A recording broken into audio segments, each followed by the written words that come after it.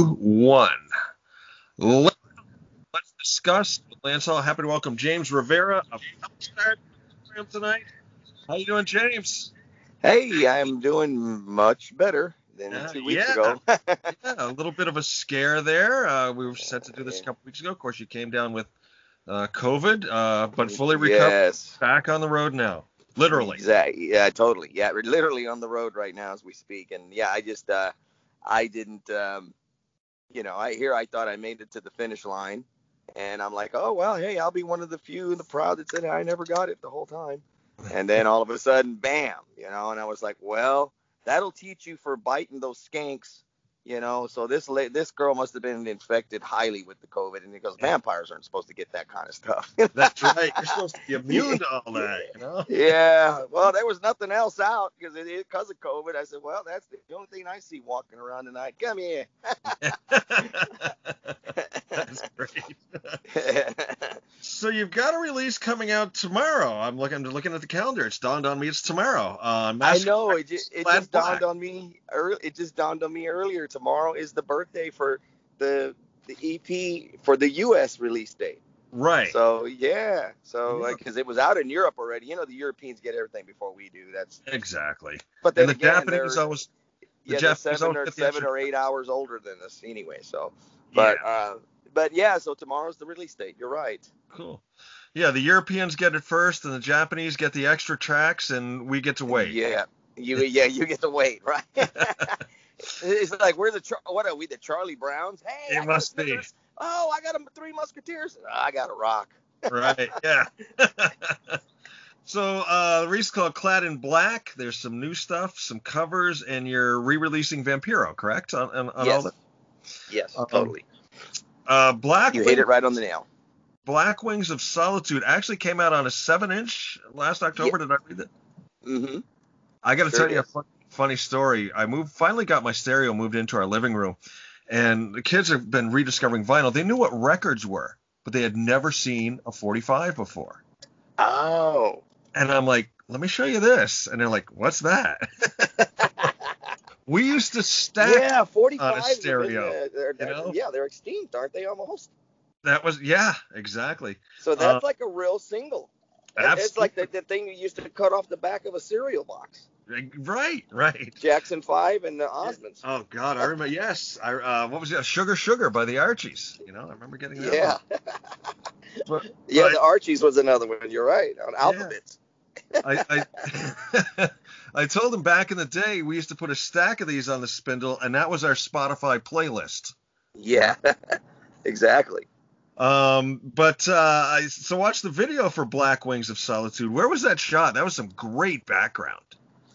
Some of it was shot in Laredo, and some of it was shot in right outside downtown Houston in an open area. And then some of it was shot in Slovenia. Wow, very cool. Anything that has to do with the nuns scene and all that was shot in Slovenia. And the rest was Laredo and Houston. But the people that shot the video were from Slovenia. But it's because it's the guy that shot it with his partner. They own a production company, Matei. He was the bass player on this Wicked Nest, and he's also the bass player in my very, very first European chapter of Sabbath, Judas Sabbath. So as a matter of fact, I'm part Slovenian according to them. So I even know my name in Slovenia now. It's Yanis. So you're fully in the club. I'm fully in the club. All I do is got to find me a Slovenian girl, and I'm in. Yeah. Great tune and great video. I thought the band versus the nuns was a great contrast. Dude, that was cool. Yeah, totally. Then we move on to Dark Incarnation. Any tune, I've learned to really love tunes where there's timing changes, and there's a lot of music in that song. A lot. Oh, yeah. Can you tell us a little bit about that one? Yeah, well, I mean, and now that one is about an evil satanic witch. Larry wrote the majority of the lyrics to that. And it's just because we made that deal that, they love everything about me being Vampiro now and the whole vampire persona and stage presence and appearance and all that. But in all fairness, I just thought that it wasn't right to put them in a box, and everything they write now has to be about vampires. So we, everything I write will be, which Black Wings is, and everything else they write is it's free. It's open country. And so, Dark Incarnation, it was about a movie he actually sent me, so we both watched it, and that's why we both sort of contributed to the lyrics. But this was the most evilest witch movie I've ever seen in my life. Wow. But now, if you leave it up to me, because I'm stubborn and I have to tie in the vampire thing, but she's Dracula's cousin. Oh, okay, so there. I'll find a way to make it still about vampires. Don't worry, Yeah. Very cool. So and musically, it was just some of his most outstanding writing. Period. Yeah, great stuff. Across the Raging Seas. My note here says rocker. Just straight up rocker on that one. Yeah. And again, he wrote that, and then he wrote all the lyrics to that. Okay. And it's about Japanese kamikaze pilots. Okay. Now, if you leave it up to me, I'll go, but that's Dracula is the one that possessed them, so that they'd have the strength to wreck into the ships. There you go again. I was waiting for you to tie it in. Yeah. Well, you know what? Another guy I did an interview with yesterday. He said, "Wow." He goes, "Well, I thought it was about the ship that brought Dracula to London." I go, "I like that. I'll buy it. You're good." There you go. And then you got some interesting covers on here. Restless and Wild, of course, by Accept. And then I thought the Sabbath cover off of Dehumanizer was really cool, because that's almost like a forgotten Sabbath album, Yeah, I know. And to me, it was the best Dio Sabbath album in a sense. I really do. I know people sometimes will almost want to choke me, and it's like, dude, I know Heaven and Hell was the really epic one. Just about every song was a hit, and Mob Rules, you could tell they started losing it a little. There's not so many great songs on it. There are some really, really good ones, but there are some, like, you can tell, like, fillers. Yeah. But Dehumanizer, totally just, man, I just, such a, and because of the era that it came out, that's why, I'm pretty sure. Yeah. It's kind of like everybody's almost making a big deal out of the Born Again album with Gillan. You got to wonder if it's going to come full circle soon with Dehumanizer as well. People are going to go back and rediscover that one. I think so. Shit, yeah. And then, of course, it's a great album. Yeah. Then, of course, the Priest cover with Sinner is top notch. Thank you so much. Well, see that these were the songs we played when we were young in the garage before we were writing originals. So it was, and then of course in my tribute Sabbath, Judas Sabbath, which is worldwide as well. The Mothership, the Houston chapter, is the entire Hellstar lineup now. Yeah. So it kind of is a cool thing. So when Hellstar goes to Europe, we do shows and festivals.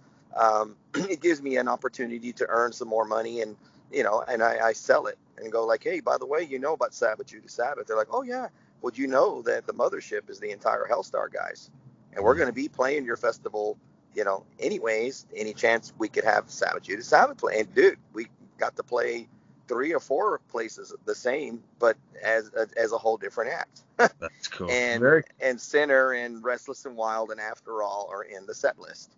So when we thought about the covers, it's almost kind of in a way, because I'm honest, it could have been a lazy way of doing it, but at the same time, it's like, no, we don't want to put a lot of work into this to where we're going to, it's covers, and we can do those songs in our sleep. So it was a no-brainer. Let's just pick these 3 and let's just make them sound tremendous. Right. Now, you talk about, back in the early days, playing in the garage and stuff. I was reading about the early days of the band, going back to the early 80s. You guys got your start, of course, playing parties and keggers and stuff like that. But then things really gained momentum, and here we'll date ourselves again with tape trading is where. Oh, yeah. That's what happened. So by the time our last shows of the keg parties and the high schools, because some of the bands members were still in high school. Yeah. We were already had written a handful of originals, and then the whole Burning Star demo was done, which is the whole album. And that ended up in the tape trading thing. That's how we ended up getting discovered by a guy that took it to combat, and the next thing, and the rest is history. Right. I didn't realize either in researching, Carl Kennedy produced Burning Star of the Rod. Yes, he did. How did you guys hook up? Well, because he was hired by Combat. He had a connection with Combat because the Rods were on Combat as well. Okay. Makes total sense. Yeah, I talked with Carl a number of years ago. Cool, very, very cool guy. So. Yeah, his nickname is Dad. That's what we call him. Yeah. And then, of course, you've also worked a little bit with Dave Ellefson with EMP. Yes, totally. Yeah. Well, we've been friends since Hellstar did our very first U.S. tour with Megadeth in 1986. And 85. Sorry. Yeah, even 85. That's right. And so all the years have gone by, and he had that label, and we gave it a shot, and they did a pretty good job for what they could, but being a new label that just didn't have quite all the ammunition that a band like us needed. And that's why, we went back to the Germans. Said, we can't go wrong with the Germans. They're almost like the Allstate commercial. You're in good hands with the Germans. Now, you also went out to L.A., I think it was around 87, but you attributed it to just wrong time? Yeah, because by then, you go out there, Distant Thunder came out. We're already facing all the Guns and the Boots and Spurs bands. That's what I call them, the L.A. Guns, and the Guns N' Roses thing started becoming popular. And then by the time Nosferatu came out, well, that scene even started dying, and it was all about the flannel shirts and being hooked on heroin and not playing an instrument well, and writing garbage that they called, man, it's poetic. It's like, nah, it's called being a junkie. Right. Yeah. And so it was always wrong timings for things like that. And so much of life is all about it, But you guys were the originals, though, the first band to bring the whole vampire element into the music, correct? I know. That's right. And Go ahead. I'm sorry. How did you come onto that? Were you a lifelong vampire fan, or something you developed an interest in? Yes, me and Larry we're fascinated with totally the Dracula and mostly the Hammer film stuff, And he's the one who said, dude, well, I want to do a concept album, an opera, and write our own version of a Dracula movie. And that's what we did with Nosferatu. Now, back then when we went that far, I was already going crazy. I was like, okay, I want fangs. I want to be brought out in a coffin. And I want, for something that theatrical, we needed some kind of stage show. And it got shot down by them and the label, and everybody, oh, well, that's a lot of money. We can't. Oh, man, that's stupid. I'm like, okay, so what are we going to do? We're going to walk out there in our white high-top tennis shoes and our skinny black jeans and a cut-off Anthrax shirt. Yeah, well, that's cool. Yeah. Really. So it never happened. And if it would have happened, no telling where that would have went, But when Vampiro came out almost 30 years later, there was no way in the world that I was going to let that dream pass me by again. And I put my foot down and I said, now I'm going to live out that fantasy. And sure enough, it worked, and it flew like a rocket. So, after the show, God, if people, they take pictures of me, if I don't have the fangs in, they get all upset. Like, no, the fangs. So now I just have to keep them in all night. It's just like, because you never know who I'm going to run into. Want a photo and go, I know. Yeah. I smile real big. I got them in. Yeah. I'm trying to think, when was it? And maybe I'm thinking too Hollywood here. I mean, too modern here. With you talking about being the Hammer stuff and all that. That's classic vampire stuff. But I'm trying to think, was it Anne Rice that had the vampire novels, and was it a movie with Tom? And Anne Rice acknowledged us. Really? Oh yeah, she sure did. And we're in this major book called The Vampire Book, and we're in that book. And it talks about Nosferatu, and it gives us very big high props. That must have been very cool. Oh yeah, she really appreciated our version of a Dracula movie, and she thought it was so very creative. And she goes, and it went along with the music, so she was fascinated with it. I'm dying to meet her one day, and I know I will. Yeah, that'd be cool. Very cool. Very cool. Yeah, totally.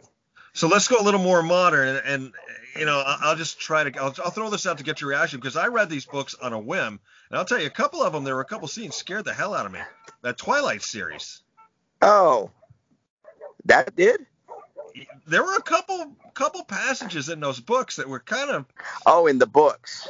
in the books, not the movies. The books. Yeah, because the movies was like 90210 turned into Yeah. vampires. Yeah. Yeah. Okay. I mean, I watched them to watch them, but the books I found, I can't remember which one it was, where they led the people all underground, and they thought they were going on this sightseeing thing, and then all the vampires were down there. That part scared the hell out of me. Okay, well, I got to read the books then. Yeah. I watched half of the first, not even half, I think maybe a quarter of half the first movie, and then I said, nah, this is teenage, come on, this is Ferris Bueller turns into a vampire, no. And that's kind of where the books are at with a lot of it. I'll be honest with you, it's aimed at teenage girls, Yeah, it's not bad, but they were okay, yeah, totally. As long as we're talking all things vampires here, but no, the classic stuff, the classic Dracula and Nosferatu and Hammer films are just, those are epilogue on Halloween, so great stuff. Yeah. I also wanted to talk to you for just a couple minutes about your metal wave stuff that you've got going. Oh, everybody's interested in that. See, I've even got a song suggestion for you, but tell me a little bit about it first. Okay, so basically, and thanks to the pandemic, James was sitting around going, what can I do creative, and what can I it's going to be different. And since I'm well known for tribute bands, Sabbath, Judas Sabbath, like I said, it's been around for 20 years, and it was a nostalgic act that became international. I mean, it became more of a international act because I was doing shows all over the world with it. Right. And it was at the time there wasn't a lot of tribute bands. Now, I don't know what's happened in the last 5 years in Houston. There's it's like lice on a kid's head at school. There's like 5 million of them. So, when I, so now when I try to book Sabbath, Judas Sabbath, it's like, I got this date open. Then I'll look at their calendar and I'll be like, oh, but you got Judas X playing the night before. So what's the sense? You know what I mean? It's like, to me, and they're all good tribute bands. So, don't get me wrong on that part. Right. And, everybody has the right to do what they want, but it's a lot of them now. Yeah. And I thought, well, you know what? I'm going to come up with something totally different and something new and something that they can't copy because we're doing it original. So we're taking originals and making them originals. Mm-hmm. And I came up with the crazy idea of going, what is my other passion in music, which is 80s new wave and dark wave. Yeah. And that's what we're doing. We're doing it metal. So it sounds like Hellstar, Judas Priest, Iron Maiden doing Depeche Mode, Psychedelic Furs, Sisters of Mercy, The Cure, Peter Murphy, Bauhaus, Echo and the Bunnymen, all the way on down the line. Yeah. And when I started picking the musicians, Larry Berrigan was the first one to step up to the plate because we both went to see Depeche Mode together in 1985. Wow. A place called Astroworld, which was like Six Flags, and they had free concerts. So when you bought a ticket to go to Astroworld, you got to go see the concert for free. Nice. So one Saturday he called me up and he said, hey, bro, I got some tickets to Astroworld, man. And he goes, I got the tickets. You go get the acid. And I said, all right. So I called my friend and said, hey, I need 2 hits of acid. And then he picks me up and I go, so who's playing today? He goes, that band, dude, people. Oh, those guys. Yeah. So here we are thinking we're going to go, pick on a bunch of flock of seagull haircut little nerds. And we're wearing our Venom jackets, and all that with all our patches and Satan on the back. And, we're on acid. We're waiting to get on the roller coaster. Man, that dude's head fell off, behind these little kids and all that, and just having a blast. And then we get into the concert, and then all of a sudden, me and Larry look at each other. He goes, I don't know, bro. These people look more dead than we do. They're like Walking Dead, all dressed in black, pale. Oh, we're like, well, okay, what did we get ourselves into? Then Depeche Mode opened up with Black Celebration and just blew us away. And the stage presence was so dark and wicked and Black Cell. We ran to the front giving David Gahan the devil horns. Yeah, he couldn't help but smile and be like, oh, who are these knuckleheads, And we've been fans of that music ever since. And it runs a parallel with heavy metal in a way. So that's what we're doing. And it's taken off like a rocket.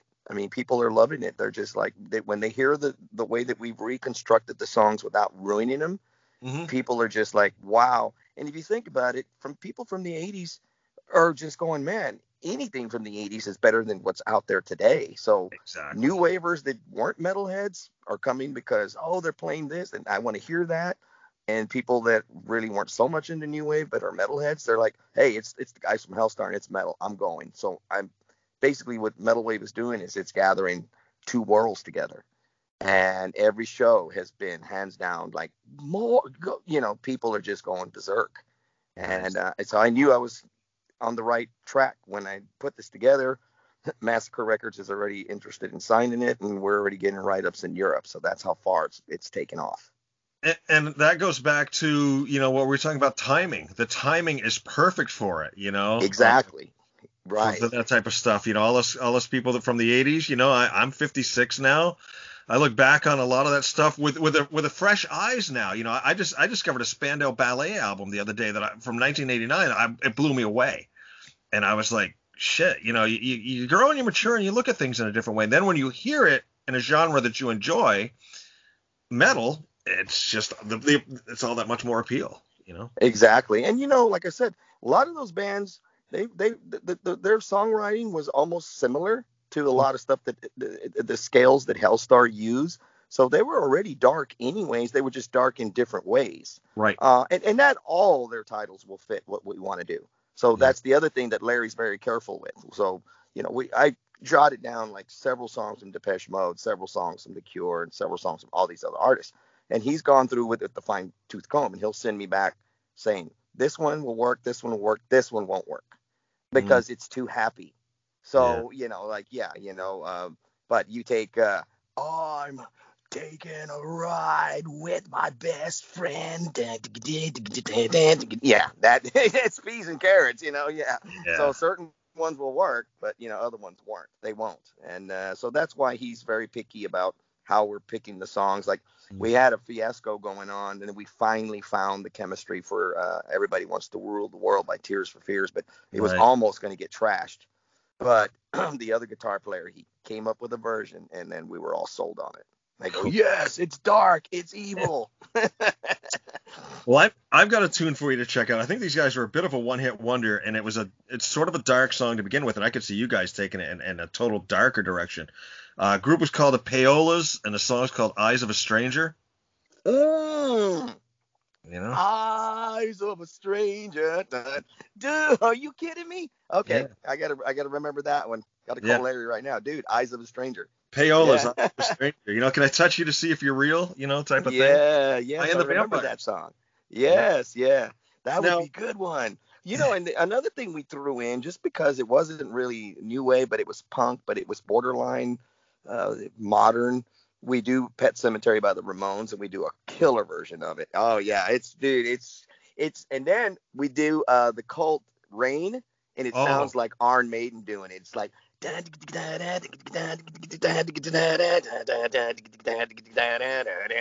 dude. So when you hear all the matter of fact, okay, when we hang up, go to Facebook and go to James Rivera's Metal Wave, and if you okay. go there, there is a trailer that has 2 minutes of 4 songs, and Mm, then you'll find the complete version of Black Celebration and the complete version of Love Song by The Cure, and nice. listen to it and tell me if you like it or not. And I guarantee you're going to write me back and go, dude, I can't wait till you come through. Absolutely. Absolutely. And Rain is one of my favorite cult songs of all time. I was into those Yes. from day one. Yeah. We do it really. But see, the thing is the way that we're reconstructing them is it's allowing the vocal melody to stay exactly the same as the original song. Yeah. That's the key to it. And that's hard to do when you're taking Mm, those and making them metal. So that's why it's taken us some time to build up the set list, because we want to do everything right. And yeah. we do an Echo and the Bunnymen, the Killing Moon, and that one just came out so crazy, fantastic, dark. It's That's awesome. pretty And you cool. ought to hear Shock the Monkey, the version we do. Uh, Yeah, all these. yeah. Well, cool, Well, brother. We're getting yeah. towards the end. I Good. got to get into rehearsal, and yeah. So I'm here in San Antonio. I'm on the road doing interviews. doing shows. I almost feel like life's back to normal, but yet I know it's really not because, even though Texas is one of those, we're 100% open, mask mandate is gone, this and that, but still half the state's in fear. So, people aren't going to go out right away until, life is completely back to normal. And that's understandable. I wanted to touch on one more thing. Yeah, go ahead.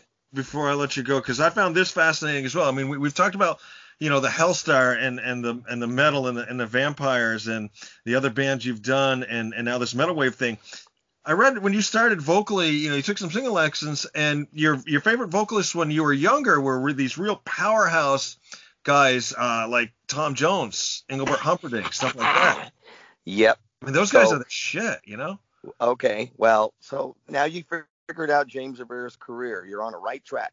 So let's just say, James Rivera's going to sing metal the way he does now, probably physically and realistically, probably maybe another 15, 20 years without losing any range and any tone. Because I don't want to end up like those guys that lost it all and they find all the shortcuts and you go see them live and it almost makes you feel sad. Like, dude, just give it up. You don't have it no more. And, stop killing yourself. And I can name some of the big name metal singers that I admired at one point or another. And I just can't stand to even see them live anymore because of that. But they just, they're having fun and you can't blame them for that. Sure. But I don't want to go out that way. I want the last Hellstar record to sound just like Clad in Black. Yeah. And then I'll know when it's like, I can't hit the notes anymore. So then Metal Wave will just be able to take a little ride because, and I'm still singing in a range that the original singers didn't sing. It's the same melody, but it is in a James Rivera range, but it is a little bit more comfortable. Then when that starts to get a little old, maybe I'm like 85, then it's time to do the Engelbert and Tom Jones thing and put on the tuxedo with the long gray hair, get a cruise ship gig and have old women throwing big panties at me that I can make a blanket out of them and call it a day. When you're buried in a big pile of granny panties, Yeah. Well, between three of them, they'll make a nice blanket. Thank you, ma'am. Thank you. Very cool. Yeah, brother. So thank you so much, Lance. And you know what? You take care of yourself and your loved ones and your kids and stay safe. The COVID thing is real. Like I said, I had it and it was nothing to laugh about. And it took me exactly 2 weeks and a day to completely get rid of it, like it never happened, and it was just a bad dream. I expected it to be sooner, but hey, it affects everybody differently. Absolutely. Let me give one push on the album. Clad in Black, coming out tomorrow, April 2nd on Massacre Records. Check it out. Really great stuff. Great mix of things. You bet. All right, James, enjoy that rehearsal, and hopefully we see you getting outside of Texas soon too. Yeah, where are you at, Lance? I'm up in Vermont, and we're still like really pretty well locked down right now. They're loosening up, getting there, but I could imagine. Yeah, well, I played Vermont at some weird little festival. It was years ago, but I was with Seven Witches at the time. Nice. Yeah, but I loved the New England area, and I'm dying to get up there and go to Salem and Massachusetts, and I played Worcester plenty of times, but I want to get up further I've never been to Vermont or none of those places. Maine. A lot of stuff up here. Dude, it's the home of the lighthouses. Yeah. Dark Shadows. That's what I think about everything. Yeah. Barnabas Collins. Yeah, Barnabas Collins, another good vampire guy. Well, cool, brother. You take care of yourself, and thank you so much, okay? Appreciate everything you've done for me and all the support you give, okay? I appreciate the time. Have a good evening. You too, buddy. Bye-bye.